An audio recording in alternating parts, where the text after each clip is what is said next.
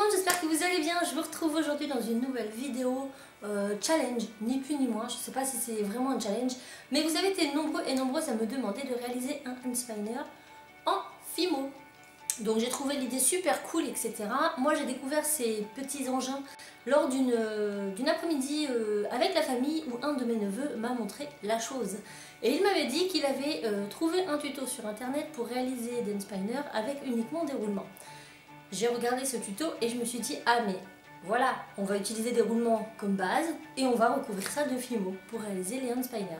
Donc j'étais super motivée à l'idée de faire cette vidéo et puis les semaines sont passées et je l'avais toujours pas réalisé et j'ai vu qu'il y avait plein de vidéos de ce genre maintenant sur internet.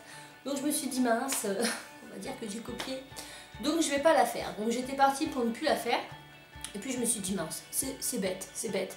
Donc j'ai cherché sur internet et j'ai découvert le tuto de Gloopy qui est, je pense, l'un des premiers à avoir fait ce tuto handspinner en Fimo avec des roulements. Il y en a eu d'autres après de faits dans le même genre qui n'ont pas cité cette chaîne, je trouve ça dommage.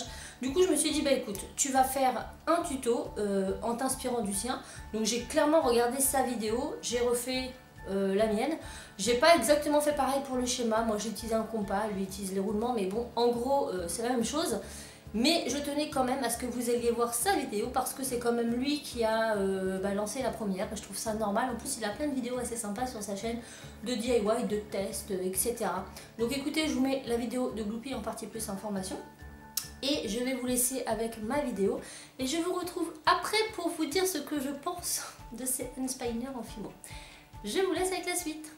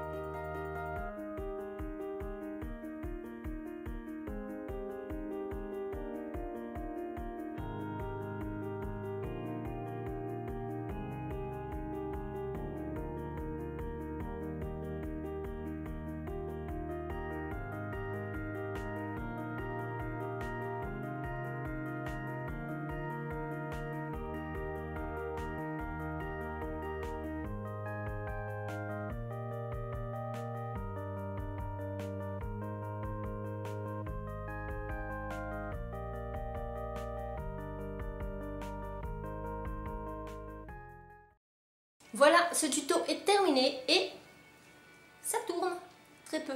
Voilà, donc j'ai fait comme il a dit Gloopy, j'ai démonté mon roulement du centre pour le laver. C'est vrai qu'après c'est plus rapide, donc je sais pas si avec le temps ça sera encore plus rapide. Mais là pour l'instant c'est pas foufou, hein. Clairement ça casse pas deux pattes à un canard. C'est ça qu'on dit? Bref, c'est sympa, mais voilà. Je l'ai passé à Timéo, juste après l'avoir réalisé. Et Timéo en 5 minutes me l'avait cassé. C'est-à-dire qu'il a fait tomber par terre, ça a pété. Donc j'ai déjà recoulé une fois ici. Ensuite j'ai voulu démonter mon truc au milieu parce que comme le montre Gloopy, ça se... Je vais essayer... Ah non, non, bah voilà. J'essaye de l'enlever et voilà. Le problème c'est que... Bah, moi ça casse. Donc là je vais le recoller pour une 3e fois. Voilà. Moi je peux pas enlever les roulements sinon ils cassent. Voilà. Donc voilà, qu'est-ce que j'en pense?